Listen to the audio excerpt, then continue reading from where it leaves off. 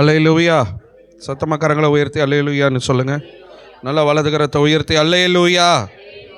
ஆண்டவரும் உலக ரட்சகருமான இயேசு கிறிஸ்துவின் நாமத்திலே உங்களை வாழ்த்துக்கிறேன்.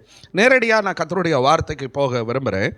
எல்லாரும் உங்கள் பைபிளை திறந்து கொள்ளுங்கள். புதிய ஏற்பாட்டிலே மத்தேயு சுவிசேஷ புத்தகம் 20வது அதிகாரம் 1வது வசனத்திலிருந்து 16வது வசனம் வரைக்கும் யாராவது ஒருத்தர் வாசிக்க நம்ம அதை கவனிக்க போகிறோம். சத்தமாக நிறுத்தி நிதானமாக நம்ம வாசிக்க போகிறோம்.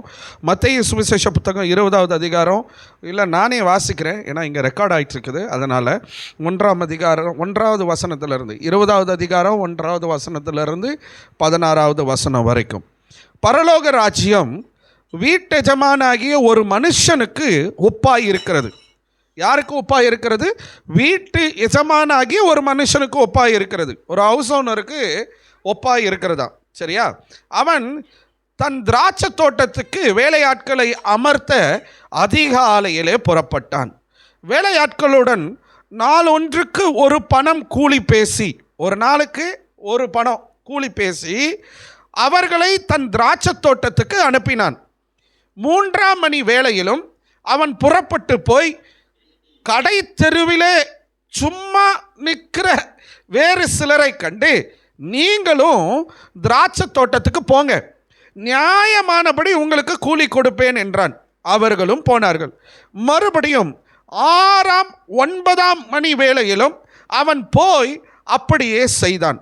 11ஆம் மணி வேளையிலும் அவன் போய் சும்மா நிற்கிற வேறு சிலரை கண்டு, நீங்கள் பகல் முழுவதும் இங்கே சும்மா நிற்கிறது என்ன என்று கேட்டான். அதற்கு அவர்கள், ஒருவரும் எங்களுக்கு வேலையிடவில்லை என்றார்கள். அவன் அவர்களை நோக்கி, நீங்களும் திராட்சை தோட்டத்துக்கு போங்கள், நியாயமானபடி கூலி பெற்றுக்கொள்வீர்கள் என்றான்.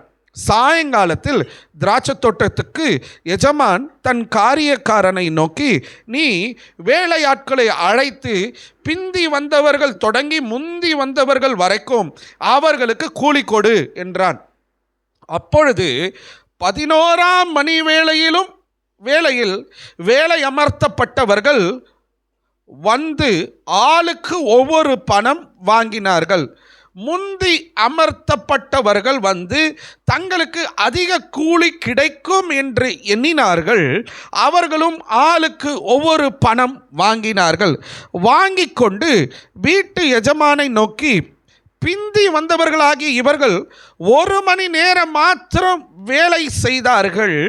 பகலில் கஷ்டத்தையும் வெயிலின் கஷ்டத்தையும் சகித்த எங்களுக்கு இவர்களை சமமாக்கினீரே என்று முறுமுறுத்தார்கள். அவர்களில் ஒருவனுக்கு அவன் பிரதியுத்தரமாக, சிநேகிதனே, நான் உனக்கு அநியாயம் செய்யவில்லை. நீ என்னிடத்தில் ஒரு பணத்துக்கு சம்மதிக்கவில்லையா?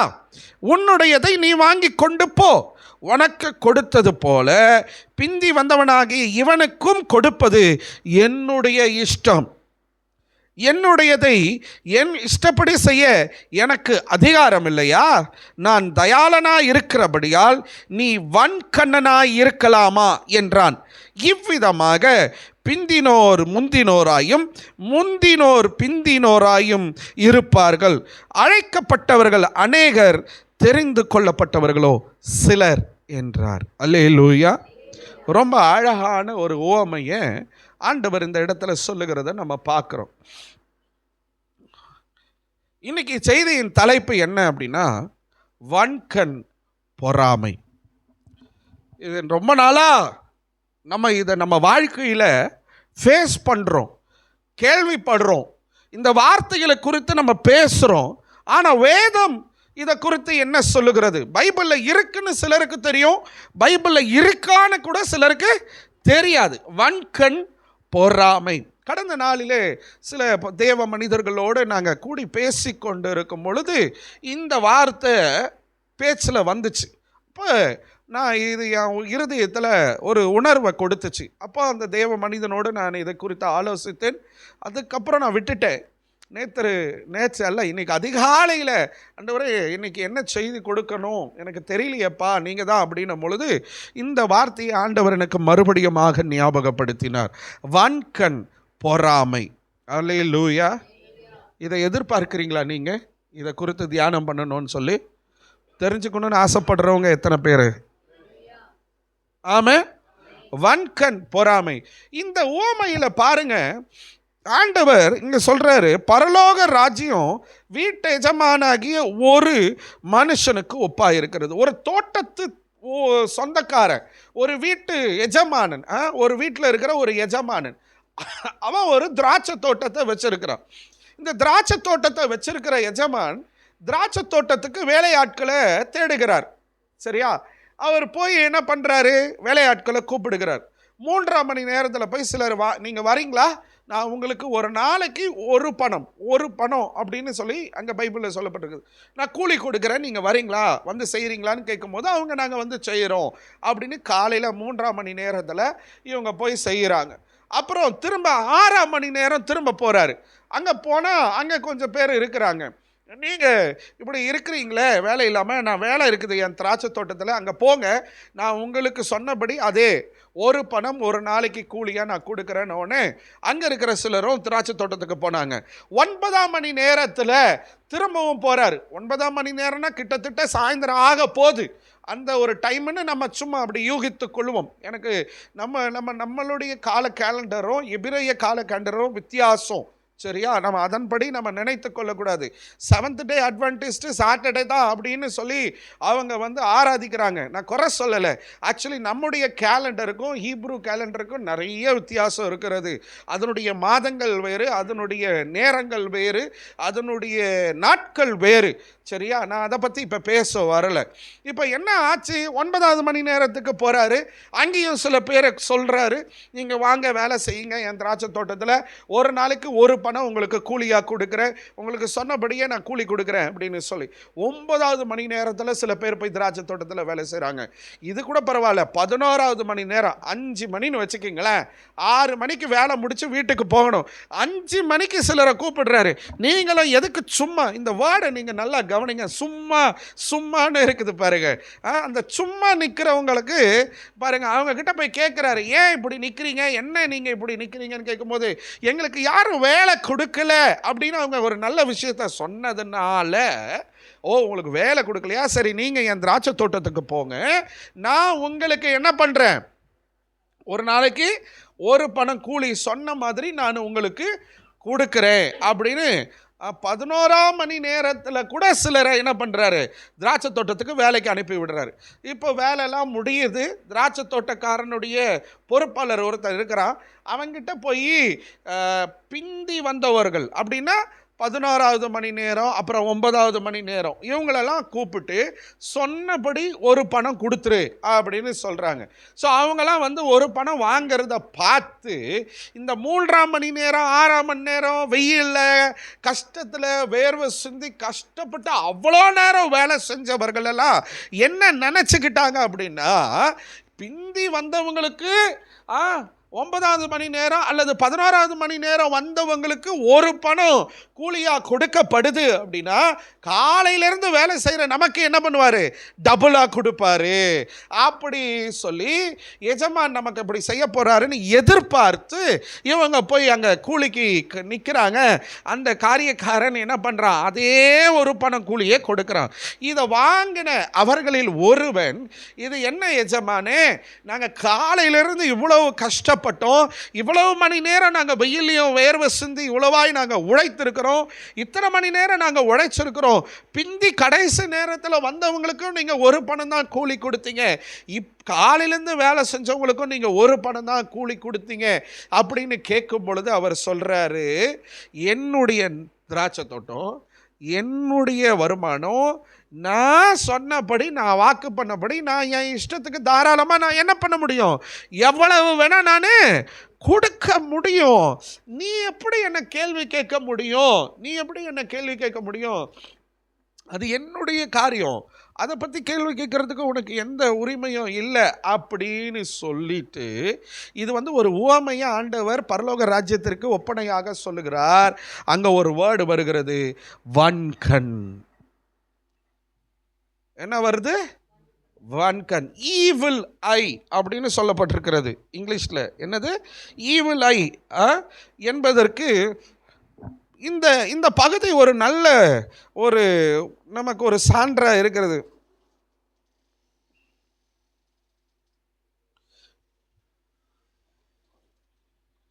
இப்போ நான் நல்லவனா இருந்து தாராளமா எனக்குரியதை நான் எல்லாருக்கும் கூலி கொடுக்கிறது உனக்கு வன்கனா தோணுதா? நீ எப்படி இப்படி யோசிக்கிற, நீங்க எப்படி இப்படி பேசுறீங்க அப்படின்னு சொல்லி அந்த ஒரு வன்கண், அந்த ஈவிலை எப்படி நீ இப்படி பார்க்குற அப்படின்னு சொல்லி அந்த எஜமான் சொல்லுகிறதாக இயேசு கிறிஸ்து இங்கே சொல்லுகிற ஒரு உவமையை நம்ம பார்க்குறோம். இங்கே பாருங்க, வன்கண் பொறாமை ரெண்டும் ஒன்றை போல தான் தோன்றும், ஆனால் ரெண்டும் வித்தியாசமானது. வன்கண் என்பது வேறு, பொறாமை என்பது வேறு. ஆனால் நமக்கு எப்படி தோணும் அப்படின்னு சொன்னால், ரெண்டும் ஒரே மாதிரி இருக்கிற மாதிரியும் தோணும், வித்தியாசமாக இருக்கிற மாதிரியும் தோணும். ஆனால் ரொம்ப லிட்ரலாக நம்ம பார்க்கணுன்னா, வன்கண் என்பது என்ன தெரியுமா? மற்றவர்களுக்கு கிடைத்த நன்மையை பார்த்து அதை நல்லதா ஏற்றுக்கொள்ளாது இருப்பது. இப்போ ஒருத்தர் ஒரு வீட்டில் ஒரு பொருள் வாங்குறாங்க, ஒரு வாஷிங் மிஷின் வாங்குறாங்க, இல்லை ஒரு காரு வாங்குறாங்க, இல்லை ஒரு ஃப்ரிட்ஜு வாங்குறாங்க. அதை நம்ம பார்க்குறோம் அல்லது நம்ம கேட்குறோம், அதை போய் நம்ம பார்க்குறோம். ஃப்ரிட்ஜு வாங்கிட்டாங்களா, ஓ கார் வாங்கிட்டாங்களா, ஐயோ இவங்க போய் ஃப்ரிட்ஜ் வாங்கிட்டாங்களே, இவங்க போய் கார் வாங்கிட்டாங்களே, ஐயோ அப்படின்ட்டா அதுக்கு பேர் வன்கண். என்னது அப்படின்னா என்ன அர்த்தம் தெரியுமா? நான் வாங்கலை, ஆனால் அவங்க வாங்கிட்டாங்க. எனக்கு கிடைக்கல, அவங்களுக்கு கிடைச்சிருச்சு. அப்போ அவங்களுக்கு கிடைச்ச அந்த ஆசீர்வாதம் அது அவங்களுக்கு கிடைக்காம இருக்கணும்ன்றது என்னுடைய இருதயம். புரியுதுங்களா? வன்கண்ணா என்ன? மற்றவர்கள் பெற்ற நன்மை எனக்கு கிடைக்கல, அதனால அவங்க அந்த ஆசீர்வாதத்தை பெறக்கூடாது அப்படின்ற இருதயத்தோடு பார்க்கிற பார்வை தான் வன்கண். ஆமென், அல்லேலூயா, அல்லேலூயா. ஒரு மாணவன் கிளாஸில் எக்ஸாம் ரிசல்ட் வந்துச்சான். என்ன ஃப்ரெண்ட்ஸ், ஒரு ஸ்டூடெண்ட்டு கிளாஸில் எவ்வளோ மார்க் எடுத்தான் தெரியுமா? 90 மார்க் எடுத்தான். ஒரு சப்ஜெக்டில் எவ்வளோ எடுத்தான்? 90 எடுத்தான். அவனுக்கு கொஞ்சம் சந்தோஷமாக இருந்துச்சு. அடுத்த ஸ்டூடெண்ட்டினுடைய பெயரை ஆசிரியர் கூப்பிடுறாரு, கிருபா அப்படின்னு கூப்பிடுறாரு. சும்மா ஐயோ பிரின்ஸை நான் ஒன்றும் சொல்லலை, கோச்சுக்க சொல்ல, நான் சும்மா எக்ஸாம்பிளுக்கு சொன்னேன். இப்போ ஃபியானா 90 மார்க்ஸ் எடுத்தா. இப்போ கிருபா கூப்பிடுறாரு சாரு. கிருபா அப்படின்னு கூப்பிட்ட உடனே கிருபா உன்னுடைய மார்க் அனௌன்ஸ் பண்ணுறாரு. எவ்வளவு? 95 மார்க். இப்போ 90 மார்க் எடுத்த எனக்கு சந்தோஷமாக இருந்துச்சு. இப்போ கிருபா 95 மார்க் எடுத்த உடனே இவ எப்படி எடுத்தா? அவ எடுத்திருக்க கூடாது, அவ படிக்கவே மாட்டா. அவளுக்கு படிக்கிறதுக்கும் பலன் இல்லை, ஏன்னா ஒழுங்கா சாப்பிட்றது இல்லை. எப்படி இவ உட்காந்து படிச்சிருப்பா? எப்படி 95 மார்க் எடுத்தா அப்படின்ற டவுட்டு வந்திருக்கும். இந்த டவுட் என்னவா மாறிடும் அப்படின்னா, அந்த ஆசீர்வாதத்தை அவங்க அனுபவிக்க கூடாது, அந்த சந்தோஷத்தை அவங்க வெற்றுக்கொள்ளக்கூடாது. அதில் பார்க்குற பார்வையிலேயே அதை அழிச்சிடணும். என்ன பண்ணிடணும்? இதுதான் வன்கண். இன்னொரு சம்பவத்தை உங்களுக்கு சொல்கிறேன். யாராவது எடுத்தவங்க 2 ராஜாக்கள், நான் வேகமாக போயிட்டு இருக்கிறேன், இன்றைக்கி சீக்கிரமாக முடிச்சிருவேன்னு நினைக்கிறேன். ரொம்ப ஷார்ட்டான ஒரு ப்ரீஃபான ஒரு சர்மன் தான், ஒரு செய்தியை தான் நம்ம இன்றைக்கி பார்க்க போகிறோம். 2 ராஜாக்கள் 20வது அதிகாரம்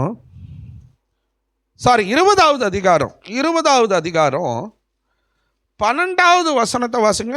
2 ராஜாக்கள் 20வது அதிகாரம் 12வது வசனம். அக்காலத்திலே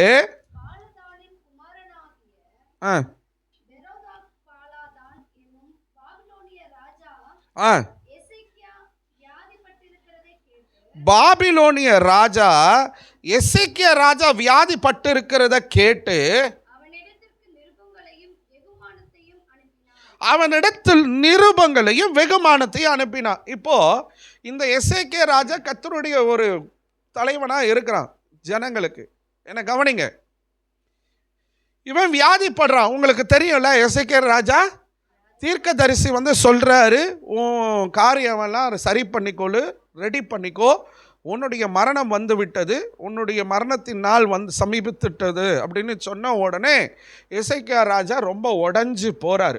அவன் கர்த்தருக்கு முன்பாக உண்மையாய் கர்த்தருக்கு பிரியமான ஒரு ராஜ்யபாரத்தை செய்த, கர்த்தருக்கு பிரியமான ஒரு மனுஷனாக இருந்த இந்த எசேக்கியா ராஜா என்ன நடக்குது, தீர்க்கதரிசி வந்து சொல்றாரு, நீ சாக போற அப்படின்னு சொன்ன உடனே யாரா இருந்தாலும் பயம் வரும்ல. எசேக்கியா ராஜா என்ன பண்ணாரு, சுவர்புறமாய் திரும்பி ஆண்டவரிடத்துல, கர்த்தரிடத்துல அழுது மன்றாடுகிறார். நான் உங்களுக்கு பிரியமா இருக்கிறேனப்பா, என் வாழ்க்கையை இப்படி நீங்க முடிஞ்சிரும்னு சொல்றாங்கப்பா, நீங்க தான் எனக்கு இதுல இருந்து ஒரு விடுதலையை கொடுக்கணும். Something he was praying. வசனம் இருக்குது அதில். அதை நான் பேச வரல. அந்த பேசுன அந்த வார்த்தையின் ஜபத்தை கர்த்தர் கேட்டு, கேத்தி ஒரே இடத்துல நிக்கணும், நோ மூவிங். கவனிங்க, குட் கேர்ள், உட்காரங்க. போறியா? கவனிங்க, இங்க உன்னதான் பார்த்துட்டு இருக்கிறாங்க. இங்க என் பிரசங்கத்தை யாரும் கவனிக்க மாட்டாங்க. கவனிங்க, எசேக்கியா ராஜா என்ன பண்ணாரு, ஜெபம் பண்ணாரு. ஆண்டவர் எசேக்கியா ராஜாவுக்கு எத்தனை வருஷம் கூட்டி கொடுத்தாரு? 15 வருஷம் கூட்டி கொடுத்தார். இப்போ இந்த 15 வருஷம் கூட்டி கொடுக்கப்பட்டிருக்கிறதுன்னு யார் வந்து சொல்றது? தீர்க்கதரிசி தான் வந்து சொல்றாரு. இப்போ வந்து சொன்ன உடனே எசேக்கியா ராஜாக்கு பயங்கர சந்தோஷம். 15 இயர்ஸ் அவர் திரும்ப வாழறதுக்கு ஆண்டவர் ஒரு வாய்ப்பை கொடுக்குறார். இப்போ இவர் வியாதிப்பட்டிருந்தாரு, இப்படி இவர் இருக்கிறாரு, அப்படி இப்படின்னு பாபிலோன ராஜா கேள்விப்பட்டு என்ன பண்ணுறாருன்னா, ஒரு நிருபம்னா கடிதம், லெட்டர், சரியா, அந்த ஒரு கடிதத்தை எழுதி சில வெகுமானங்கள் எல்லாம் கொடுத்து நலம் விசாரிக்கிறார் பாபிலோனிய ராஜா. இவர் என்ன பண்ணுறாரு, கொடுத்து அனுப்புகிறார். 13வது வசனம் பாருங்க. எசேக்கியா ராஜா அனுப்பி வைத்த மனிதர்களை அங்கீகரித்து அவர்களுக்கு, இந்த வார்த்தை ரொம்ப ரொம்ப இம்பார்ட்டண்ட்டுங்க. அங்கே பாருங்க, எசேக்கியா ராஜா இங்கே பாருங்க, ஒருத்தர் நம்மளை பார்க்க வராங்க. நம்ம பலவீனமாக, நமக்கு ஆண்டவர் சுகத்தை கொடுத்துட்டாரு, ஆனால் நம்ம பலவீனமாக இருந்தோன்னு ஒருத்தர் நம்மளை பார்க்க வர்றாங்க, சரியா. அவங்க ஃப்ரூட்ஸ்லாம் வாங்கிட்டு, ஐயோ சகோதரி அல்லது சகோதரன் பலவீனம் ஆயிட்டாங்களே, நம்ம போய் பார்த்து விசாரிச்சுட்டு வருவோம் அப்படின்னு சொல்லிட்டு அவங்க பார்க்க வந்திருக்கிறாங்க. இப்போ பாபிலோனிய ராஜா அனுப்பி வச்சிருக்கிறான். ஒரு லெட்டரையும் கொடுத்து வெகுமானத்தையும் கொடுத்து என்ன பண்ணியிருக்கிறான், அனுப்பி வச்சிருக்கிறான்.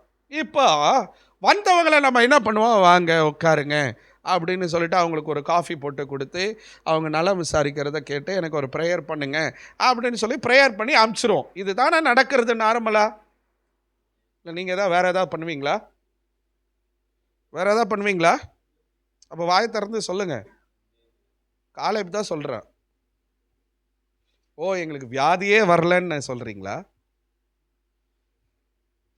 ஏதாவது ஒன்று சொல்லுங்க, ஆமாவா இல்லையா? அல்லேலூயா, சத்தமா சொல்லுங்க. ஆமென். இப்போ எசேக்கியா ராஜா என்ன பண்றான் பாருங்க, எசேக்கியா அவர்களை அங்கீகரித்து அவங்களை ஏற்றுக்கொள்றான். பின்பு அவர்களுக்கு, இது தேவையில்லாத வேலை தானே, இங்க பாருங்க என்ன பண்றான், தன் பொக்கிஷ சாலை அனைத்தையும், வெள்ளியையும் பொன்னையும் கந்த வர்க்கங்களையும் நல்ல பரிமள தைலத்தையும் தன் ஆயுத சாலை அனைத்தையும் தன் பொக்கிஷ சாலைகளில் உள்ள எல்லாவற்றையும் காண்பித்தான்.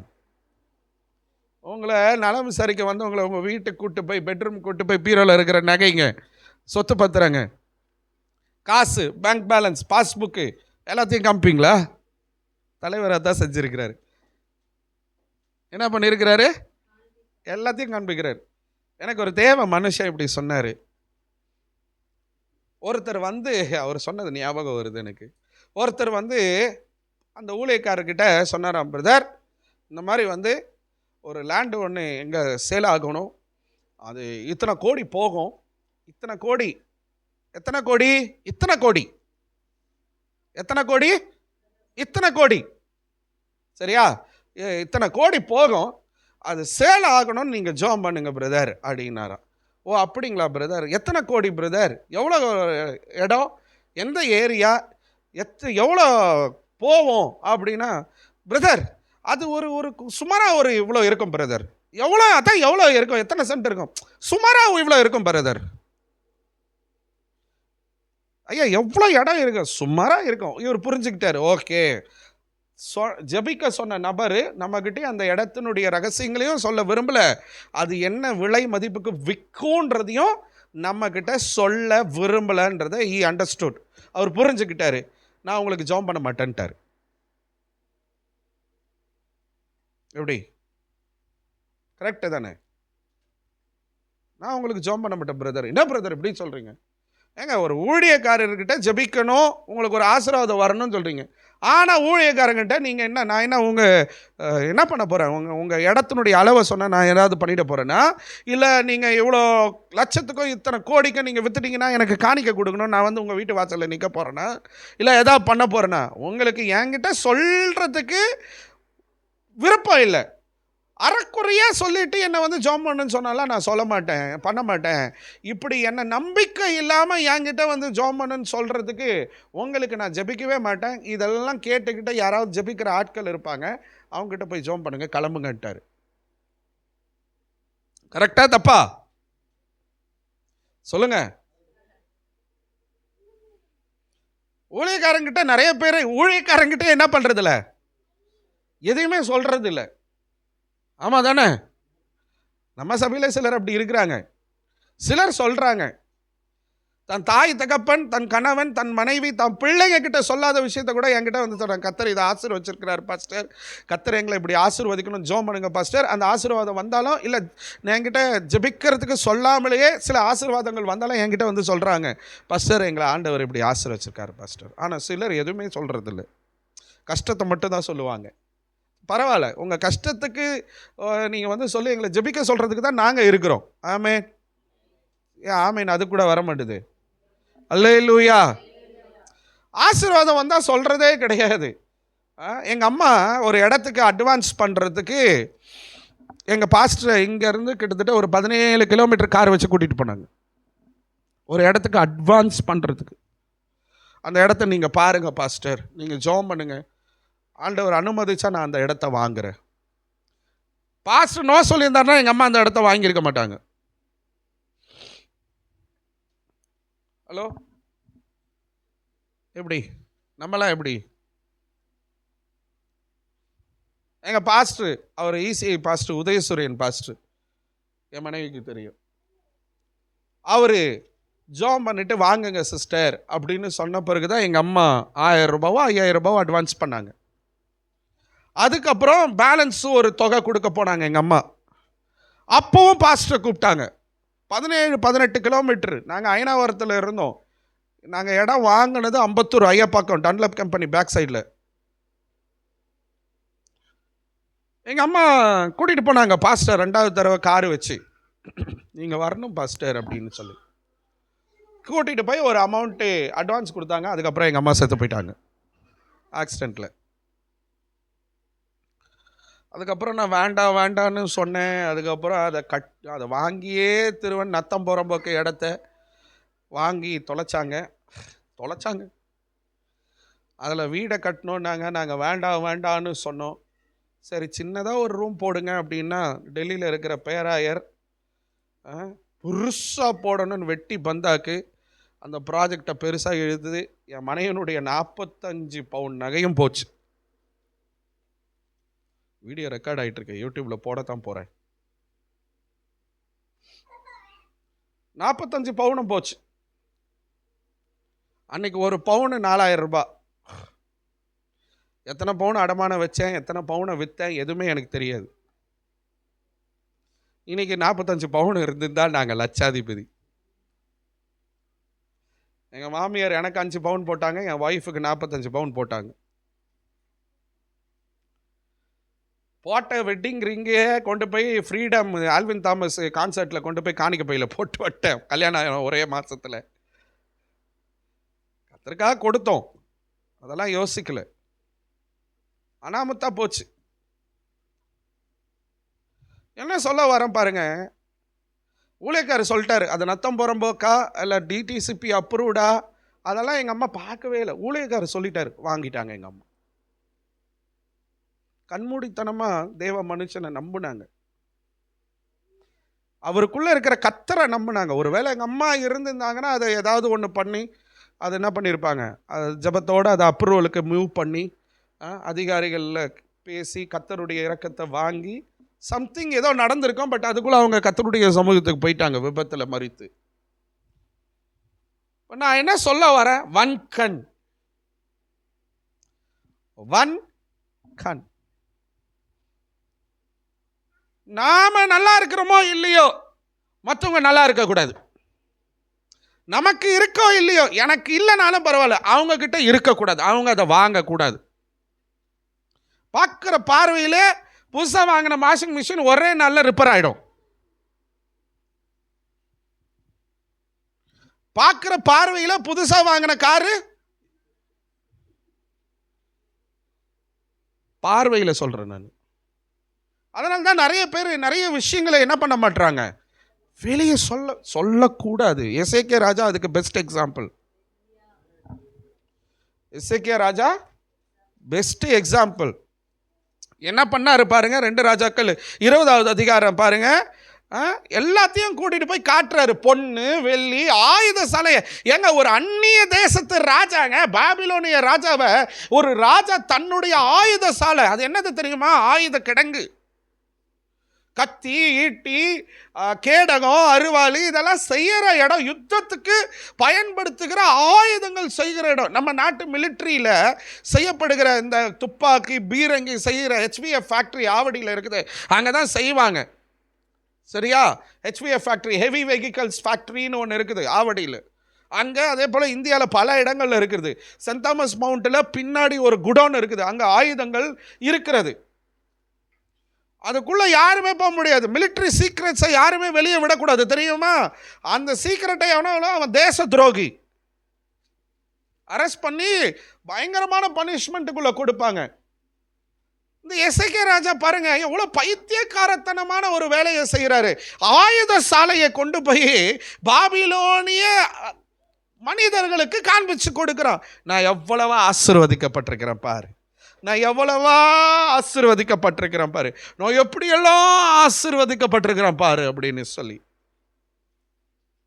அவங்க வந்தது எதுக்கு?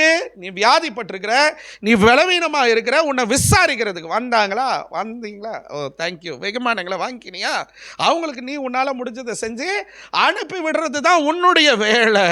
ஆனால் நீங்கள் கூட்டிகிட்டு போய் உள்ளே விட்டு என்ன நடந்துச்சுன்னு பின்னாடி பாருங்க. 19வது வசனம் வரைக்கும் இருக்குது, 20வது அதிகாரம்.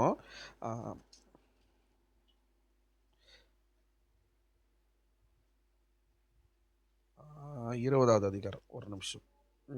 அப்போது ஏசாயா தீர்க்கதரிசி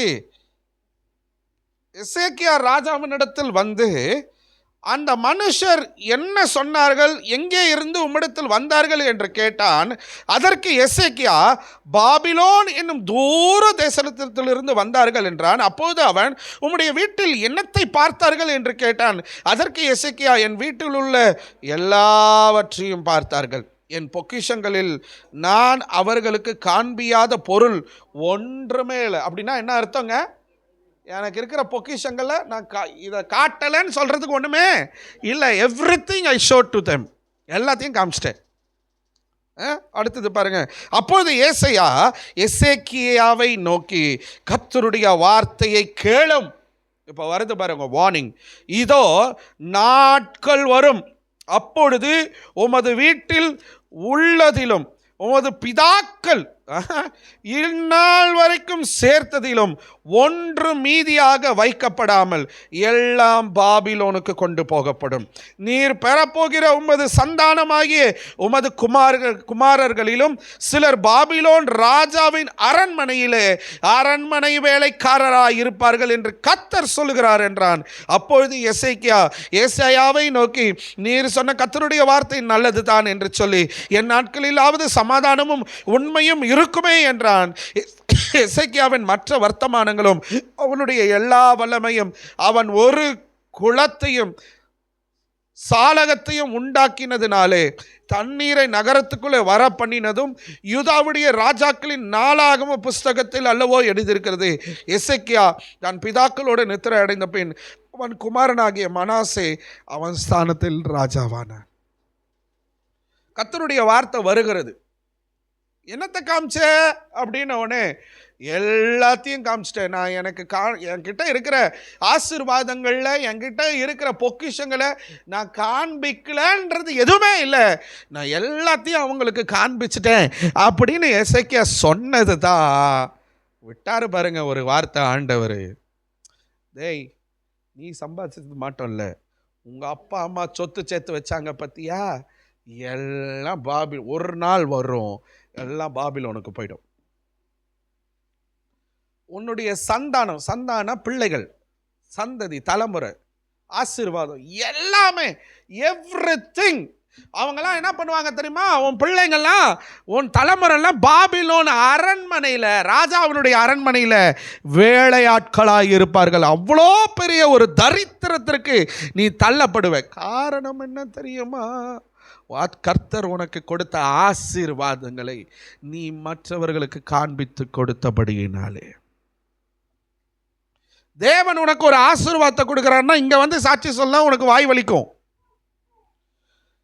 ஊழியக்காரர்கிட்ட சொல்லணும்னா உங்களுக்கு தயக்கம் வரும். நான் பொதுவாக பேசுறேன், யாரையும் குற்றப்படுத்தல. ஆனா யாருக்கிட்ட காட்டக்கூடாதோ அவங்கள நம்பி எல்லாத்தையும் உளறிடுறது, எல்லாத்தையும் சொல்லிடுறது. எனக்கு இது ஆச்சு, எனக்கு அது ஆச்சு, நான் இப்படி இருக்கு, என் கையில் இவ்வளோ இருக்குது, எல்லாம் வாரிக்கிட்டு தான் போகும். Be silent. கர்த்தர் உனக்கு ஒரு ஆசீர்வாதம் கொடுத்தா ஊழியக்காரர்கிட்ட, நீங்கள் என்கிட்ட சொல்லுங்கன்னு நான் உங்களை வற்புறுத்தலை, பட் பொதுவாக பேசுகிறேன். உங்கள் ஊழியக்காரர்கிட்ட சொன்னீங்கன்னா, என் நல்ல ஊழியக்காரன், உண்மையாக கர்த்தருடைய ஊழியத்தை செய்கிறவன் தன் விசுவாசிகள் வளர்ற பார்த்து பொறாமப்பட மாட்டான், வன்கண் வைக்க மாட்டான். அவங்க நல்லா இருக்கக்கூடாது, அது நாசமாக போயிடணும்னு ஊழியக்காரன் நினைக்கவே மாட்டான். அவங்கிட்ட அப்படி ஒரு ஊழியக்காரர் உங்களுக்கு இருப்பார். அப்படி ஒரு ஊழியக்காரர் எனக்கு நம்பிக்கையாக இருக்கிறார்னா அவங்க கிட்ட நம்ம சொல்லலாம். ஆனால் எல்லாருக்கிட்டையும் உங்களுக்கு வருகிற ஆசீர்வாதங்கள், உங்களுக்கு வருமானம், உங்களுடைய பொக்கிஷங்கள், உங்களுடைய ஆபரணங்கள், உங்களுடைய சொத்துக்கள், உங்களுடைய ப்ராவிடன்ட் ஃபண்டு, உங்களுடைய கிராஜுவேட்டி, உங்களுடைய எல்லா நன்மைகளையும் யாருக்கிட்டையுமே சொல்லக்கூடாது. சொல்ல வேண்டியது ரெண்டே பேர் தான். ஒன்று கர்த்தர், இரண்டாவது உங்கள் ஊழியக்காரர். நீங்கள் சொல்லுங்கள், எத்தனை பேர் உங்கள் வருமானத்தை என்கிட்ட உண்மையாக சொல்லியிருக்கிறீங்க? உண்மையாக என்கிட்ட சொன்னேன்னு சொல்கிறவங்க ஜேம்ஸ் மட்டும் இப்போ சொல்லியிருக்கிறாப்புல, இன்னும் வரல, இவ்வளோ வரும் பாஸ்டர் அப்படின்னு சொல்லியிருக்கிறாப்புல. ஏன்னா நான் தசம்பாகம் கணக்கு பார்ப்பல, தசமபாகம் கணக்கு பார்ப்பல, இவ்வளோ வந்தால் இவ்வளோ தசம்பாகம் உள்ளே வந்து ஆகணும்ல, கவரில். அடப்பாவி, இப்படி சொல்லிட்டாரே பாஸ்டரு. தசம்பாகம் நீங்கள் எனக்கு கொடுக்கல, கர்த்தருக்கு கொடுக்குறீங்க. கொடுக்க தான் ஆசீர்வாதம். ஆமென், அல்லேலூயா. ஆமாம், உங்கள் முழு சம்பளத்தில் 10ல் 1 பங்கு நீங்கள் தசம்பாகம். நான் இந்த வாரம் யூடியூப்பில் வேற போகுது, நான் வாடகை கட்டுறதுக்கு எவ்வளோ திணறன்னு தெரியுமா? 8500 ரூபா கட்டுறதுக்குள்ளே எனக்கு உயிர் போய் உயிர் வருது. ஒரு 4000 ரூபாய் வந்திருக்குது இந்த மாதம். 2 சண்டே போயிருக்குது, ஒரு குட் ஃப்ரைடே போயிருக்குது. 4000 ரூபாய் வந்திருக்குது, எழுதி வச்சிருக்கிறேன். யார் யார் எவ்வளோ கொடுத்துருக்குறாங்க, பேக் ஆஃபரிங் எவ்வளோ வந்திருக்குது. நான் ஆண்டவர்கிட்ட ஜெபம் பண்ணுறேன், எங்கள் மக்கள் கொடுக்குற தசம பாகத்தை வச்சு நான் வாழக்கூடாது ஆண்டவரே. எங்கள் மக்கள் கொடுக்குற தசம பாகத்தை எதிர்பார்த்து நான் ஊழியம் பண்ணக்கூடாது ஆண்டவரே. நான் ஜெபம் பண்ணிட்டு இருக்கிறேன். அவங்க கொடுக்கறதும் உமக்கு, அவங்க கொடுத்தா நீங்கள் ஆசீர்வதிக்க போகிறீங்க. ஆனால் வாடகைன்னு ஒன்று இருக்குது பார்த்தீங்களா, அதுக்கே நான் ஆண்டவர்கிட்ட கேட்டுருக்கிறேன், எனக்கு நீங்கள் கொடுங்க ஆண்டவரே, வாடகை எனக்கு கரெக்ட் டேட்டில் கொடுக்கணும், அவர் ஃபோன் மேலே ஃபோன் பண்ணுற மாதிரி இருக்கக்கூடாது ஆண்டவரேன்னு சொல்லி. எத்தனை பேர் தசம்பாகம் கரெக்டாக கொடுக்குறீங்க? 10ல் 1 பங்கு நான் கரெக்டாக கொடுக்குறேன்னு சொல்கிறவங்க ஒருத்தர் கூட கை உயர்த்த முடியல. 3 பேர்.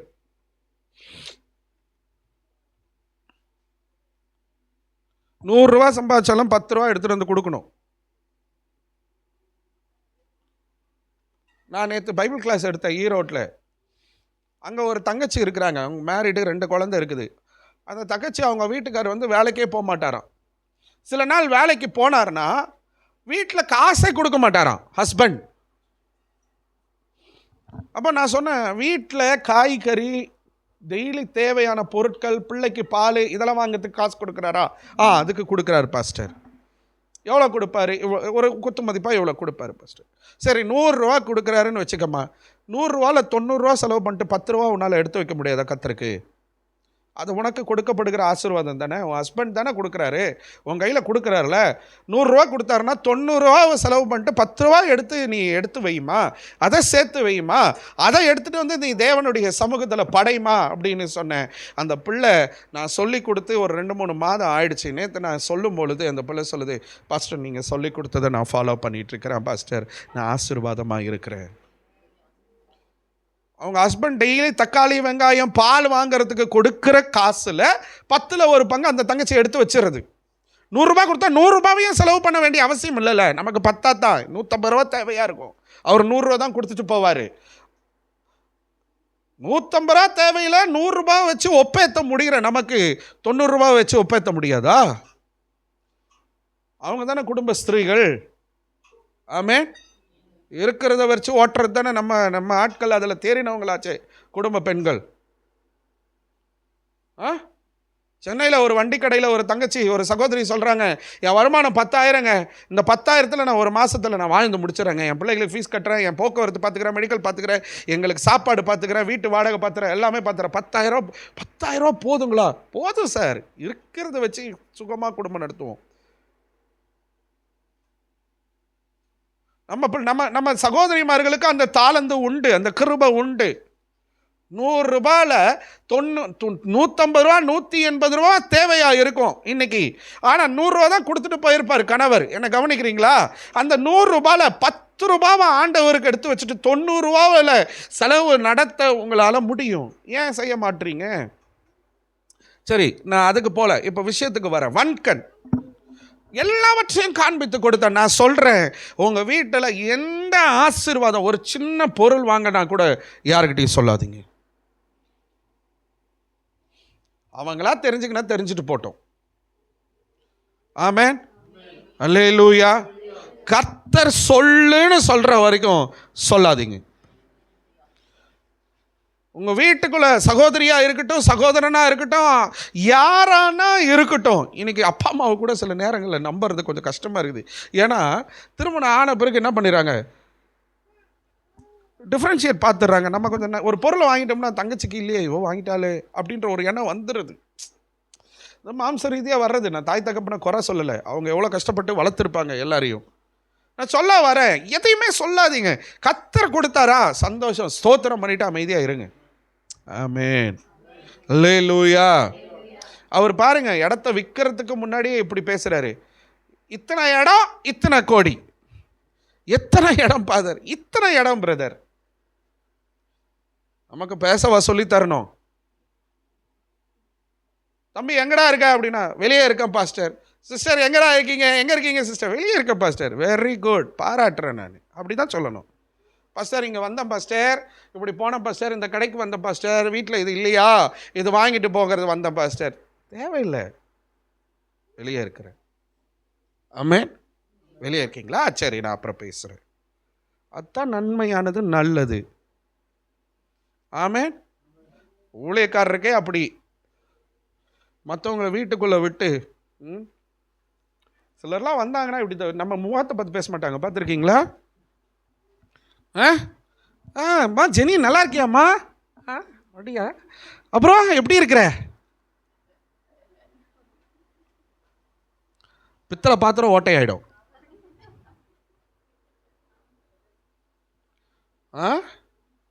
வன்கண். அது என்ன தெரியுமா? நம்ம நல்லா இருக்கக்கூடாது, அவங்களுக்கு இல்லைன்றது பிரச்சனை. சரி, இவங்க நமக்கு இல்லை பரவாயில்ல, இவங்க வாங்கியிருக்கிறாங்களா அப்படின்றது இல்லை. நான் எனக்கு இல்லை, அதனால உனக்கும் அது இருக்கக்கூடாது. அதான் வன்கண். யோசிச்சு பாருங்க, எவ்வளோ ஒரு மோசமான ஒரு காரியமாக இந்த வன்கண் இருக்குது பாருங்க.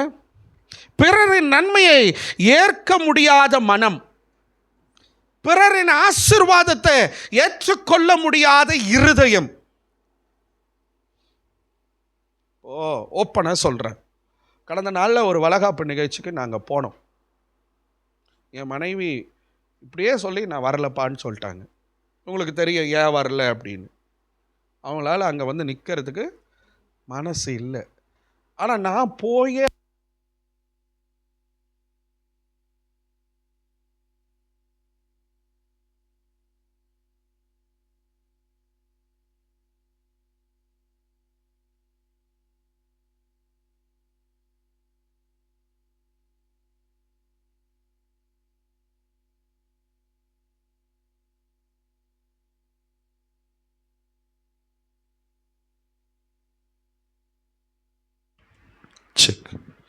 அந்த இடத்துல மிகவும் வேதனையாக நான் நின்னேன். சிலர் வந்து கேட்டாங்க, எங்க பாஸ்டர் மூத்தவங்களை காணோன்னு.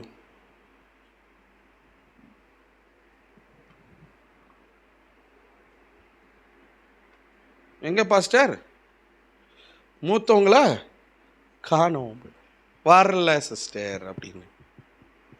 என்னால் அதான் சொல்ல முடியும். நடக்கிற ஃபங்க்ஷனும் அந்த மாதிரி ஒரு ஃபங்க்ஷன் தான். தாய் தகப்பன்னு ஏற்றுக்கிட்டாங்க. நம்ம கிறிஸ்துவ சமுதாயத்தினரே ஏற்றுட்டு போய் அவங்களுக்காக என்ன பண்ணாங்க, வெகுமதிகள் கொடுத்தாங்க. என்ன, நான் அப்படி ஒரு விஷயத்த செஞ்சால் நீங்கள் கூட ஏற்றுக்க மாட்டீங்க. ஒருத்தர் ஏற்றுக்க மாட்டேன்னாங்க, மற்றவங்க ஏற்றுக்கிறேன்னு சொன்னாங்க.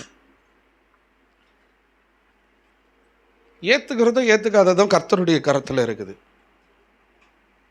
ஒவ்வொரு நாளும் நாங்கள் அதை நினச்சி அழுகிறது எங்களுக்கு மட்டும்தான் தெரியும். பிள்ளை தானே, வழி மாறி போயிடுச்சு. ஆனால் ஜோம் பண்ணிட்டுருக்குறோம். என்ன பண்ணுறோம், ஜோம் பண்ணுறோம். இன்றைக்கி ஒரு கேள்விப்பட்டோம், ஒரு பெரிய கம்பெனியில் ஹெச்ஆராக இருக்காங்க. சரி, நல்லா இரு, கர்த்தர் உன்னை ஆசீர்வதிப்பார், இருந்துட்டு போ, ஒழுக்கமாக இரு. இன்றைக்கி கணவன் மனைவியாக செய்து ஒரு 60,000-70,000 சம்பாதிக்கிறாங்க. நல்லா இருந்துக்கோ.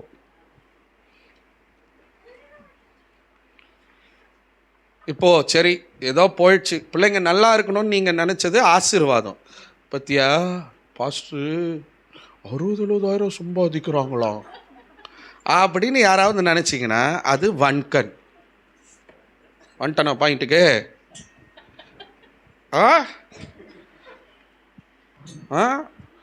70,000 சொந்த வீடா? அதுக்கு பேர் என்ன? அப்படி யாரும் இங்கே இல்லை. இயேசுவின் நாமத்தில் ஆமென். பொறாமைக்கு வர. பொறாமை என்றால் என்ன? மற்றவர்களுக்கு கிடைத்த ஆசீர்வாதம், உயர்வு, திறமை ஆகியவற்றை பார்த்து எனக்கும் வேணும்னு எதிர்பார்க்கறது. நான் சொல்கிறது புரியுதா? இப்போ ஜேம்ஸ் ஒரு கார் வாங்கிட்டாப்புல, எனக்கும் ஸ்விஃப்ட் டிசையர் வேணும். அவர் தொழிலுக்காக வாங்கியிருக்கிறாரு, அவருடைய வேலை அது. எங்க ஆசைப்படுறது தப்பு இல்லைங்க, பொறாமப்படக்கூடாது. ஆமேன்னு சொல்லுங்க. இப்போ வன்கணுக்கும் பொறாமைக்கும் வித்தியாசம் தெரியுதா? இந்த ஸ்கூலில் டீச்சர் வந்து இப்போது கிருபாக்கு வந்து நான் வந்து ஒரு 5 ஸ்டார் டெய்ரி மில்க் சாக்லேட் கொடுக்குறேன். ஃபியானாக்கு 2 ரூபா எக்லஸ் சாக்லேட் கொடுக்குறேன்.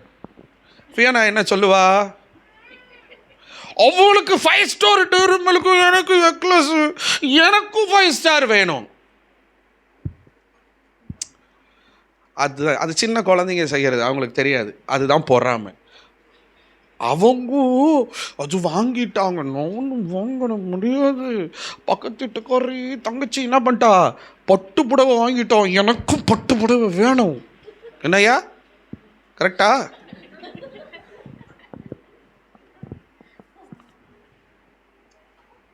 அல்லேலூயா.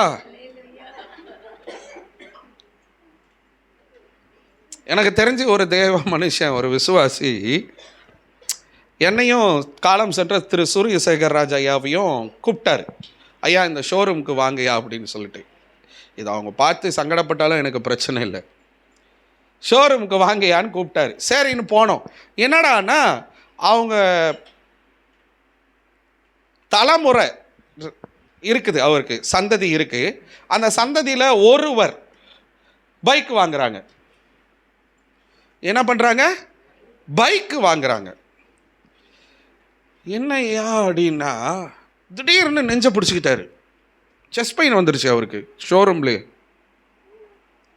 நெஞ்சு வலிக்குது. நானும் சூரியசேகர் ராஜ் ஐயாவும் ஐயா வாங்க ஹாஸ்பிட்டலுக்கு போகலாம், கொங்கு நாடுக்கு போகலாம் அப்படின்றோம். இல்லையா அவர் கையில் காசு இல்லை, வேதனைப்படுறாரு, வழியில் நிற்கிறாரு. ஆனால் சந்ததி தலைமுறை என்ன தெரியுமா பண்ணிக்குது? அப்படியே சும்மா 1 2 3 4 ரொக்கமாக கேஷ் கொடுத்து பைக் எடுக்கிறாங்க. என்னடா அப்படின்னு பின்னாடி விஷயத்தை பேக்ரவுண்டை அலசி ஆராய்ஞ்சா அந்த வலியோட வேதனையோட சொல்கிறாரு. அவருடைய இன்னொரு தலைமுறை 2 லட்ச ரூபா பைக்கு வாங்கிட்டாங்களா, நாங்கள் 1 லட்ச ரூபா பைக்காவது வாங்குவோம். அந்த தலைமுறை வாங்குச்சு. தகப்ப நெஞ்சு வலியில் செஸ்ட் பெயின், உண்மையாகவே ஹார்ட் பெயினுங்க. அவர் கேஸ்ட்ரிக்கோ மற்றதில் இல்லை, உண்மையாகவே செஸ்ட் பெயினில் நிற்கிறாரு. ஷோரூமில் உண்மையாகவே செஸ்ட் பெயினில் நிற்கிறாரு. இந்த செஸ்ட் பெயினில் அப்பா இப்படி நிற்கிறாருன்ற வலியும் வேதனையும் பிள்ளைகளுக்கு இல்லை. எனக்கு அது முக்கியம் இல்லை, வாகனம் தான் எனக்கு முக்கியம். ரெடி கேஷ் கொடுக்குறாங்க. பெற்றவங்க கொஞ்சம் ஜாக்கிரதையாக இருந்துக்குங்கப்பா. எல்லாத்தையும் பிள்ளைங்க பேரில் எழுதாதீங்க, சரியா? நாமம் போட்டு போயிடுவாங்க. ஜாக்கிரதையாக இருங்க, பிள்ளைங்க கிட்ட கைவிட்டுருவாங்க.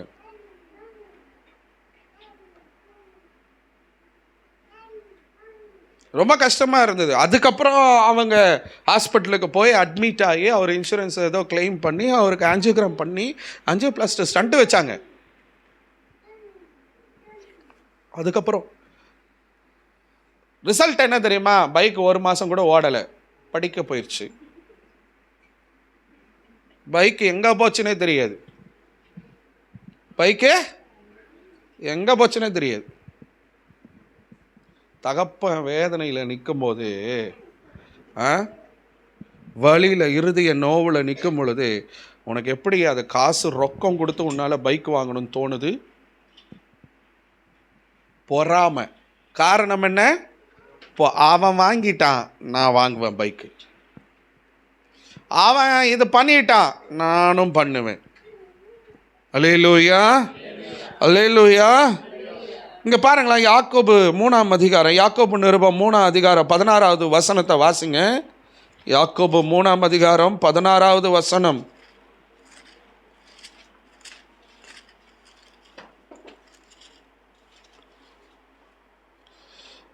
வைராக்கியமும் விரோதமும் எங்கே உண்டோ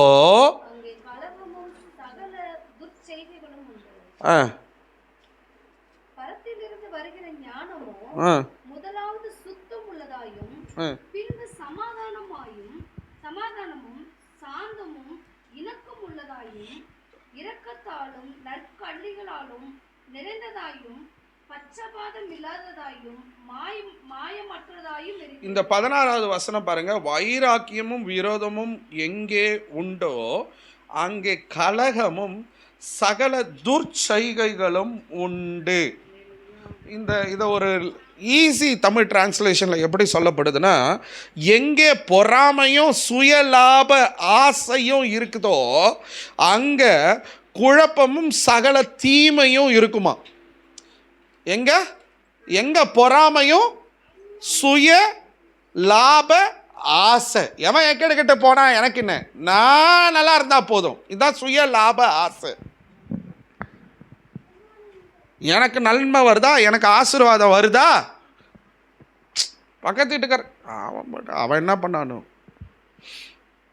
ஏய் நீ இப்படி பண்ணுறதுனால அவங்களுக்கு நஷ்டமாயிடும். ஆயிட்டு போட்டோம், எனக்கு லாபம் வருது இல்லை. பொறாமை, பொறாமை என்பது ரொம்ப, அந்த பொறாமை இருக்கிற இடத்துல குழப்பம் இருக்கும். பொறாமை இருக்கிற இடத்துல தீமை அதிகரிக்கும். நீங்கள் பொறாமைப்படுவீங்க அப்படின்னா உங்கள் வாழ்க்கையில் தீமைகள் உண்டாகும். நீங்கள் பொறாமைப்படுவீங்க அப்படின்னா உங்கள் வாழ்க்கையில் குழப்பங்கள் ஏற்படும். கலாத்தியர் நிருபம் 5ஆம் அதிகாரம் 21வது வசனத்தை வாசிங்க. கலாத்தியர் 5ஆம் அதிகாரம் 21வது வசனம்.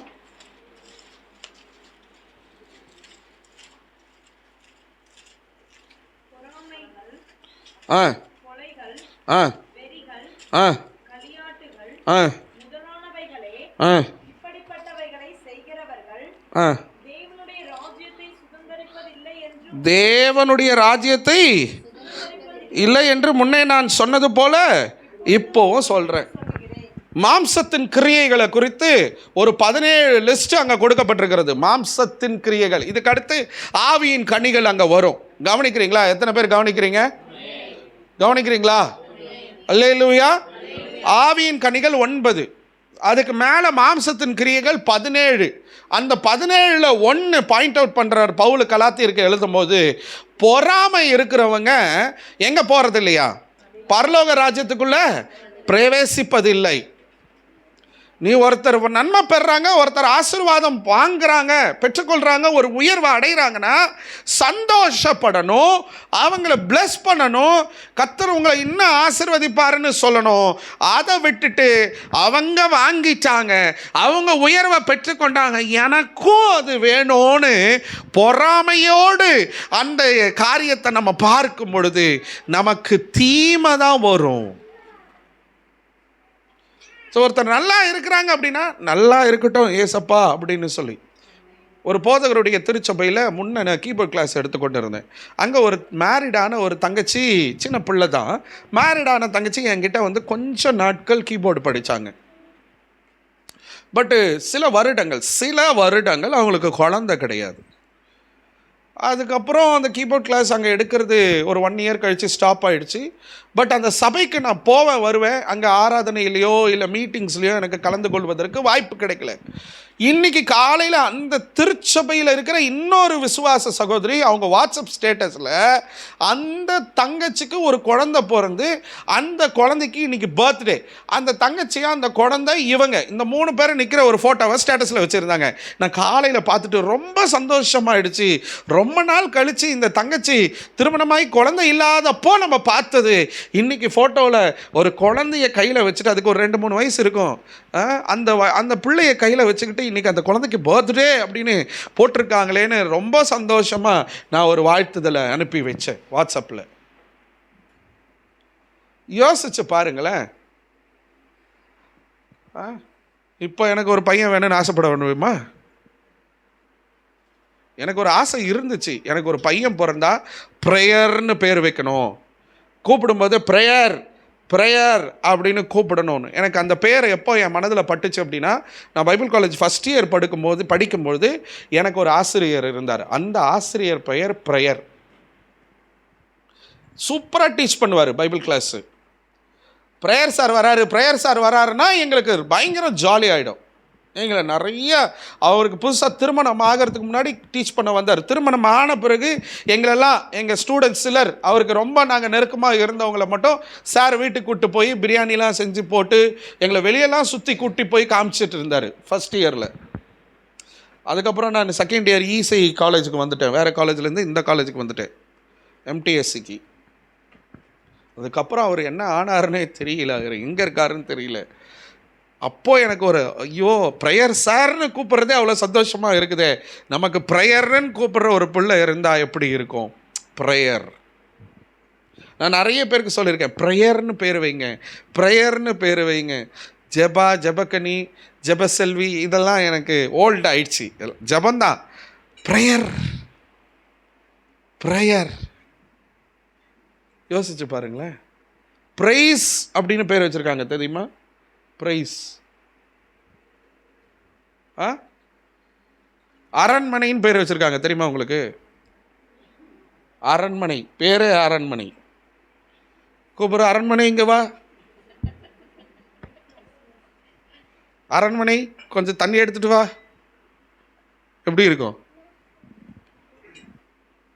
என்ன சொல்ல வரேன் அப்படின்னா, ஒருத்தருடைய ஆசீர்வாதங்களை பார்த்து, நன்மைகளை பார்த்து, உயர்வுகளை பார்த்து என்ன பண்ணாதீங்க, பொறாம படாதீங்க. பைபிளில் ஒரே ஒரு எக்ஸாம்பிளை காமிச்சிட்டு நான் முடிக்க விரும்புகிறேன். யோசேப்பு இஸ் த பெஸ்ட் எக்ஸாம்பிள். ஒரு சொப்பனத்தை பார்க்கிறாரு. அந்த சொப்பனத்தை அவங்களுடைய தகப்பன்கிட்டையும் சொல்கிறாரு, யாக்கோபுக்கிட்டையும் சொல்கிறாரு, கூட பிறந்த சகோதரர்கள்கிட்டையும் சொல்கிறாரு.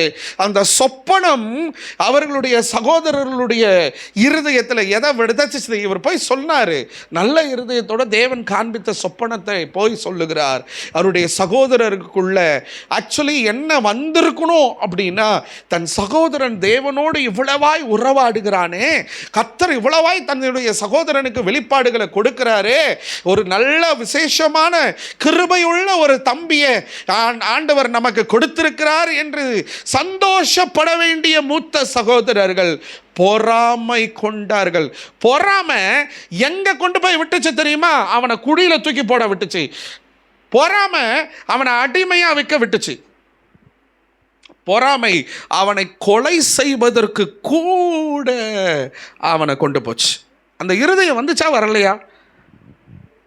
சகோதரருக்குள்ள ஒருத்தன் வந்து தான் என்ன பண்ண, அவனை கொலை பண்ணக்கூடாது, நம்மளை வித்துடலாம் அப்படின்னு சொன்னான். அதனால யோசேப்பு பொழைச்சான். அப்போ பொறாமையின் இருதயம் ஒருத்தருக்குள்ள வந்துச்சுன்னா, அவனுடைய இருதயம் ஒரு கொலை பண்ணுகிற ஒரு மோசமான குற்றத்தை செய்வதற்கு ஒரு துணிகரம் ஒரு மனிதனுக்குள்ள வருது அப்படின்னு சொல்லி வேதம் நமக்கு கற்றுக் கொடுக்கிறது. வன்கண்ணை யோசிச்சு பாருங்க. எனக்கு இல்லை, அதனால அவன் வச்சிருக்கிறான், அது அவனுக்கு நல்லா இருக்கக்கூடாது. காயின் ஆபேலை கொஞ்சம் யோசிச்சு பாருங்க. 2 பேரும் தேவனுக்கு காணிக்கைகளை கொண்டு வருகிறார். கர்த்தர் ஒருவருடைய காணிக்கையை அங்கீகரிக்கிறார், ஒருவருடைய காணிக்கையை ஏற்றுக்கொள்ளவில்லை. என்ன பண்றான்? வன்கண். ஏன் காணிக்கை ஏத்துக்கல, அவன் காணிக்கையை மட்டும் ஏத்துக்கிட்டாருன்னா அப்போ அவனை என்ன பண்ணக்கூடாது, அவன் நல்லா இருக்கக்கூடாது. கொலை பண்ணிட்டானா? பண்ணானா? பண்ணலையா? ஆபேலினுடைய ரத்தம் எனக்கு கேட்கிறது. வன்கண் பொறாமை நம்ம ஏதோ சாதாரணமாக நினைக்கிறோம். அது நம்முடைய வாழ்க்கையில் ஆசீர்வாதத்தை உறிந்து கொண்டு போவது மாத்திரமல்ல, பரலோகத்தின் வாசல் அடைக்கப்படுவதற்கு ஒரு காரியமாய், ஒரு தடையாய் மாறிவிடுகிறது என்பதை நம்ம அறிந்து கொள்ளணும். 1. 2வது, வன்கண்ணும் பொறாமையும் நம்முடைய வாழ்க்கையில் பயங்கரமான துணிகரமான பாதாளத்துக்கு கொண்டு போகிற பெரிய குற்றவாளிகளாய் நம்மை மாற்றுகிறது என்பதை நீங்கள் இன்று அறிந்து கொள்ள வேண்டும். நம்ம எல்லாருக்குமே ஒண்ணு பரலோகம் இல்லது நரகம். இப்ப இந்த வன்கண் பொறாமை ஒருவருக்குள்ள இருக்குன்னா, உங்களை பரலோகத்துக்கு போக முடியாது, நரகத்துக்கு உள்ள நீங்க நடத்தி கொண்டு இருக்கிறீங்கன்னு நீங்களே நிதானிச்சுக்கணும். வன்கண் பொறாமை எனக்கு இல்லை அப்படின்னா நான் பாதாளத்துக்கு போவதுக்கான வழி இல்லை. கர்த்தர் எப்படியோ என்ன பரலோகத்துக்கு கொண்டு போவார். ஸோ யாரு எந்த நன்மையோ ஆசீர்வாதங்களையும் அவர்கள் வாங்கி கொண்டாலும் அவங்கள பார்த்து வன்கண்ணும் வைக்காதீங்க, பொறாமையும் படாதீங்க. வன்கண் என்றால் மற்றவர்கள் பெற்றுக்கொண்ட ஆசீர்வாதம் அவர்கள் பெற்றுக்கொள்ளக்கூடாது, அது நிலைக்கக்கூடாது என்ற இருதயம் உள்ளது, அது அழிஞ்சு போயிடணும்னு நினைக்கிறது. பொறாமை என்றால் அவர்கள் பெற்றுக்கொண்ட ஆசீர்வாதத்தை நானும் பெற்றுக்கொள்ள வேண்டும் என்கிற இருதயம். இது ரெண்டுமே நமக்கு வேணாம். இன்னொன்று சொல்லி கொடுத்துருக்கிறார் ஆண்டவர், வன்கண் பொறாமை உங்களுக்கு வரக்கூடாதுன்னா யாருக்கிட்டையும் உங்களுடைய ரகசியங்களை, உங்களுடைய ஆசீர்வாதங்களை, தேவன் கொடுக்குற நன்மைகளை, உயர்வுகளை நீங்கள் போய் வளராதீங்க, காண்பித்து கொடுக்காதீங்க. உங்களுக்கு கொடுத்தாரா, அமைதியாக வச்சு ஸ்தோத்திரம் பண்ணி நன்றி செலுத்தி ஆண்டவருக்கு நன்றி உள்ளவர்களாக இருங்க. ஆமென், அல்லேலூயா. வட்ட வெளிச்சம் பண்ணாதீங்க. ஆமென், அல்லேலூயா.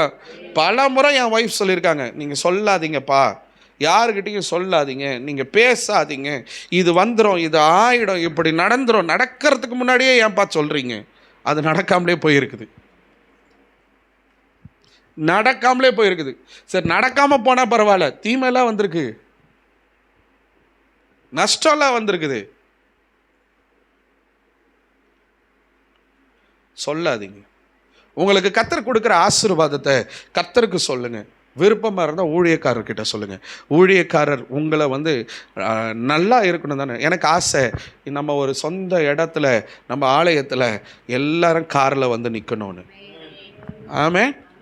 அல்லேலூயா, அல்லேலூயா. ஆமாம், பண்ணாதீங்க. சிலருக்கெல்லாம் கர்த்தர் வாரி கொடுக்குறாரு, ஆனால் அதை எப்படி செலவு பண்ணணும்னு தெரியாமல் நாசம் பண்ணுறாங்க. ஜனங்க கிட்ட ஓப்பனாக கேட்குறாங்க, ஜனங்களும் கொடுக்குறாங்க லட்சங்களை, ஆனால் அதை அநியாயமாக விரயம் பண்ணிக்கிச்சு. இன்னைக்கு இதே பகுதியில் ஒரு தேவ மனுஷன் ஒரு பெரிய வீட்டை கட்டியிருக்கிறாரு. ஆனால் அந்த வீட்டில் வசிக்காமல், என்ன காரியம்னா இருக்கட்டும், கர்த்தர் உன்னை அந்த வீட்டை கட்ட வச்சார்ல, அந்த வீட்டில் நீ சுகமாக இருக்கணும்ல, அந்த வீட்டை கட்டின அந்த வீட்டுக்குள்ளே இல்லாமல் பக்கத்தில் ஒரு அப்பார்ட்மெண்ட்டில் போய் பல ஆயிரங்கள், கிட்டத்தட்ட 60,000 ஏதோ சொன்னாங்க, எனக்கு எது உண்மை எது பொய்ன்னு தெரில, அவ்வளவு ஆயிரங்கள் வாடகை கொடுத்து அதில் போய் இருக்கிறாருன்னு சொல்லி. யாருடைய பணம்? கர்த்தருடைய பணம். நம்ம சர்ச்சு வாடகை கட்டுறதுக்கு திணறிட்டு இருக்கிறோம். உங்ககிட்ட நான் சொல்லிகிட்டே இருக்கிறேன், என் ஒய்ஃப் திட்டுவாங்க, நீங்கள் எதுக்கு இப்படி கேட்குறீங்கன்னு. நான் எனக்கா கேட்டேன்? நான் சவர்த்தின்ல எனக்கு பைக்கில் பெட்ரோல் போகிறதுக்கு காசு இல்லைன்னு கொடுங்கன்னு நான் கேட்டேன்னா, தசம்பாகம் கொடுங்கன்னு நான் கேட்டேன்னா, நம்ம ஆராதிக்கிற ஸ்தலத்துக்கு, நம்ம வீட்டுக்கு நம்ம எல்லாரும் சேர்ந்து தான் கொடுக்கணும். அதுக்கு கொடுங்கன்னு சொல்லி கேட்குறேன். கடனாக இருக்குது இத்தனை லட்சம், நீங்கள் கொடுங்கன்னு சொல்லிட்டு இங்கே கடனை வாங்கிட்டு அங்கே போய் வேற ஏக்கர் கணக்கில் இடம் வாங்குற ஊழியக்காரங்க இங்கே இருக்காங்களா இல்லையா? இங்கே இருக்கிற சிலர் நீங்கள் அங்கே போகிறீங்க, அது உங்கள் ஆத்ம சந்தோஷத்துக்காக நீங்கள் போகிறீங்க, தப்பு சொல்ல வரல நான். ஊழியக்காரர் சரியாக இருக்கணும்ல.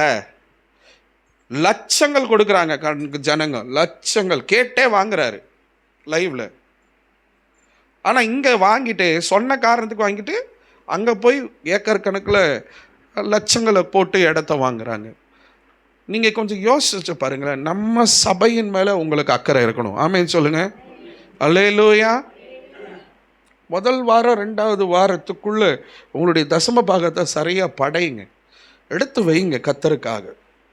அது தேவனுக்கு கொடுப்பது எனக்கு ஆசீர்வாதம் 1. 2வது, என் ஆலயத்தின் தேவை சந்திக்கப்படுது, அதில் நான் ஒரு பங்கு வகிக்கிறேன். அல்லேலூயா, அல்லேலூயா. கர்த்தர் உங்களை ஆசீர்வதிப்பாராக. வன்கண் பொறாமை, மற்றவங்க மேலே வன்கண்ணும் வைக்காதீங்க, பொறாமையும் படாதீங்க. உங்களுக்குரிய ஆசீர்வாதங்களை மற்றவர்கள் வன்கண் வைக்கும்படியாக, பொறாமைப்படும்படியாக நீங்கள் எதையும் மற்றவர்களுக்கு வெளிப்படுத்தாதீங்க. இது 2மே மாறணும்னா உங்களுக்கு உள்ள ஒன்று வேணுங்க. எது தெரியுமா? அன்பு. ஆமேன்னு சொல்லுங்க. எல்லார் மேலேயும் அன்பு வைங்க. ஆமே. நீங்கள் நல்லா இருக்கக்கூடாதுன்னு நினைக்கிறவங்களையும் சிநேகிக்கணும் தான் ஆண்டவர் சொல்லி கொடுத்துருக்கிறார். ஆமேன்னு சொல்லுங்க. அன்பு வையுங்க. அதுக்காக வீட்டில் இருக்கிறத கூட்டிகிட்டு வந்து காட்டுங்கன்னு அர்த்தம் கிடையாது. நான் நேசிக்கிறேன் அதனால நான் காட்டுறேன்றது அர்த்தம் கிடையாது. ஆமேன்னு சொல்லுங்க. அல்லேலூயா. சவுல் கொன்றது 1000, தாவீது கொன்றது 10,000 ஒன்று வந்துச்சு பாருங்க சவுலுக்கு. அதான் பொறாமை, வன்கண். போட்டு தள்ளன்னு முடிவு பண்ணிட்டான் பாருங்க. கொலை வெறி வந்துச்சு பாருங்க. 1 கொரிந்தியர் 13ஆம் அதிகாரம் 4ஆம் வசனம் சொல்லுகிறது, அன்பு என்ன பண்ணாது? பொறாமைப்படாது, பொறாமை கொள்ளாது. கிறிஸ்துவின் அன்பு உங்களிடத்துல இருக்கும்னா நீங்கள் ஆண்டவரை நேசிப்பீங்க அப்படின்னு சொன்னால் யாரை பற்றும் வன்கண் வைக்க மாட்டீங்க, யாரை பற்றும் பொறாமைப்பட மாட்டீங்க. அல்லேலூயா. பொறாமை முதல்ல ஆரம்பிக்கும், தீய உணர்வை கொண்டு வரும். அது வளர வர வளர உறவுகளையும் வாழ்க்கையையும் அழித்து விடும். உறவுகளை இழந்துருவீங்க, வாழ்க்கையை அழிச்சிருவீங்க. ஆமேன்னு சொல்லுங்க. அல்லேலூயா, அல்லேலூயா. அதனால் என்ன பண்ணுங்க? தேவன் கொடுத்ததை பற்றி திருப்தி கொள்ள வேண்டும். முதல்ல உங்களுக்கு கொடுத்த ஆசீர்வாதங்கள், மற்றவங்களை நம்மளை விட அதிகமாக ஆசீர்வதிக்கப்பட்டிருக்கிறாங்கன்றத ஆதங்கப்படாதீங்க. உங்களுக்கு கொடுத்துருக்கிற ஆசீர்வாதத்துக்கு அதை நினச்சி ஆண்டவருக்கு நன்றி செலுத்தி திருப்தியாக இருங்க. ஆமேன்னு சொல்லுங்க. உங்களுடைய ஆசீர்வாதங்களையும் மற்றவர்களுடைய ஆசீர்வாதங்களுக்கு ஒப்பிடாதீங்க. கால்குலேட் பண்ணி கனெக்ஷன் பண்ணி பார்க்காதீங்க. அவங்க இவ்வளோ, எனக்கு இவ்வளோ தானா, அந்த எண்ணமே வேண்டாம். ஆமேன்னு சொல்லுங்க. அல்லேலூயா, அல்லேலூயா. அடுத்தது ரெண்டாவது, மற்றவர்களின் ஆசீர்வாதத்தில் மகிழ கற்றுக்கொள்ள வேண்டும். மற்றவங்க ஆசீர்வதிக்கப்படுறாங்கன்னா நீங்க சந்தோஷப்படணும். ஆமேன்னு சொல்லுங்க. உருன்னு ஆயிடக்கூடாது, சோகமாலாம் ஆயிடக்கூடாது. என்ன ஆயிடக்கூடாது? உருன்னு மூஞ்ச தூக்கின்னு வச்சுக்கிறதும் இருக்கக்கூடாது. அப்படியே டல்லாக ஆயிடுறது, எனக்கு அந்த ஆசீர்வாதம் இல்லையே. சந்தோஷப்படுங்க. அல்லேலூயா, அல்லேலூயா. அவர்களுக்கு நல்லது நடந்ததுனால அதை நீங்க கொண்டாடுங்க. ரொம்ப சந்தோஷம், நீங்க உங்களுக்கு கர்த்தர் இந்த ஆசீர்வாதத்தை கொடுத்திருக்கிறார். அடுத்தது, தாழ்மையை வளர்க்க வேண்டும். எனக்கு கொடுத்தது, நான் இந்த ஆசீர்வாதத்தை பெற்றிருக்கிறது தேவனுடைய கிருபை. அவர்கள் அந்த ஆசீர்வாதத்தை பெற்றிருக்கிறது தேவனுடைய கிருபை. ஆமேன். எல்லாம் ஆண்டவருடைய கிருபை. ஆமேன் சொல்லுங்க. அடுத்தது, அன்பில் நடக்க பார்த்துக்குங்க. எல்லாருக்கிட்டையும் அன்பில் நடங்க. அன்பு வந்துச்சுன்னா பொறாமையும் வன்கண்ணும் தானாக நம்மளை விட்டு ஓடிடும். எந்த அன்பு? கிறிஸ்துவின் அன்பு. ஆமேன் சொல்லுங்க. அல்லேலூயா, அல்லேலூயா. 1 கொரிந்தியர் 13:4, அன்பு நீடித்திருக்கும், அன்பு தயையுள்ளது, அன்பு பொறாமை கொள்ளாது, அன்பு தன்னை புகழாது, அன்பு பெருமை கொள்ளாது. ஆமேன் சொல்லுங்க. வன்கண் ப்ளஸ் பொறாமை அழிவை கொண்டு வரும், அன்பு ப்ளஸ் தாழ்மை ஆசீர்வாதத்தை கொண்டு வரும். அல்லேலூயா, அல்லேலூயா. அன்பில் நடப்போம், பொறாமையும் வன்கண்ணையும் போட்டு பாதாளத்தில் மூடுவோம். இன்னிலிருந்து ஆசீர்வாதமாக கர்த்தர் நம்ம வைப்பாதாக. நம்ம நிறைய ஜெபிக்கிறோம், ஆனால் நமக்குள்ளே ஆசீர்வாதம் வரலைன்னா இது கூட ஒரு காரணமாக இருக்கும் இல்லையா? ஆமேன்னு சொல்லுங்க. யாராவது ஒருத்தர் சர்ச்சுக்கு கொஞ்சம் ஜுவல்ஸ் போட்டுட்டு வந்துட்டுமே, பத்தியா இதுக்கு வந்த வாழ்வு, கம்பலை பத்தியா, வளையல பத்தியா, கழுத்துல செயினை பத்தியோ. ரொம்ப சந்தோஷம் தங்கச்சி, ஏசப்பா உன்னை ஆசீர்வதிச்சிருக்கிறார். ரொம்ப சந்தோஷம் தம்பி, ஆண்டவர் உன்னை உயர்த்தி இருக்கிறாரு. அதுதான் கிறிஸ்துவின் அன்பு, அதுதான் தாழ்மை. வன்கண்ணும் வேண்டாம், பொறாமையும் வேண்டாம். இன்னிலேருந்து கர்த்தர் நம்மளை விசேஷமாக ஆசீர்வதிக்க போகிறார். எழுந்து நின்று கண்களை மூடி ஆண்டவருடைய பிரசன்னத்தில், ஆண்டவருடைய பாதத்தில் இன்றைக்கி ஒரு நல்ல சத்தியத்தை ஆண்டவர் நமக்கு கற்றுக் கொடுத்துருக்கிறாருன்னு சொல்லுவீங்கன்னா, ஆண்டவருடைய கரத்தில் ரொம்ப ரகசியம் ஒன்று சொல்லி கொடுத்துருக்கிறாரு. தயவுசெய்து எந்த நன்மைகளையும், எந்த ஆசீர்வாதங்களையும், எந்த உயர்வுகளையும் மற்றவங்களுக்கு என்ன பண்ணாதீங்க. சென்னை ஸ்லாங்கில் சொன்னோன்னா டமார் அடிக்காதீங்க. யாருக்கிட்டையும் போய் என்ன பண்ணாதீங்க, ஒளராதீங்க, சொல்லாதீங்க. ஃபோன் பண்ணி சொல்கிறது, அந்த கதைலாம் வேணாம். எனக்கு ஆண்டவர் ஆசீர்வாதம் கொடுத்துருக்கிறாரு, நான் எனக்குள்ளே வச்சிருக்கிறேன். கர்த்தரே ஒரு நாள் நம்மளை கொண்டு போவார். ஆமேன்னு சொல்லுங்க. அல்லேலூயா, அல்லேலூயா. ஏதோ ஒரு விதத்தில் அவங்களுக்கு தெரிய வந்து அப்போ வன்கண் பொறாமை வைக்கிறாங்கன்னா அதை கர்த்தர் பார்த்து கொள்ளுவார். நீயா சொல்லாத. எசேக்கியா ராஜாவை போல் நீ கூட்டிகிட்டு போய் என்ன பண்ணாத, எல்லாத்தையும் காண்பித்து கொடுக்காத. உன் வீட்டுக்குள்ளே வராங்களா, ஹாலில் நிற்க வச்சு பேசி அனுப்பிவிடு. பெட்ரூம்க்கு, கிச்சனுக்கு, பீரோவை திறந்து காட்டுறது, புடவையை காட்டுறது, இந்த வேலையெல்லாம் வச்சுக்க கூடாது. ஆமேன், அல்லேலூயா. கர்த்தர் பேசுகிறாரு. காமிச்சேன்னா புடவைலாம் எரிஞ்சு போயிடும், பொசுங்கி போயிடும், இத்து போயிடும். நான் பண்ண மாட்டேன், பார்த்த கண்கள் அதை செய்து விடும். அல்லேலூயா. நகையெல்லாம் எங்கே போயிடும்? படிக்க போகும். ABCDன்னு படிக்க போகும் இல்லையா? வட்டி குட்டி போடும்.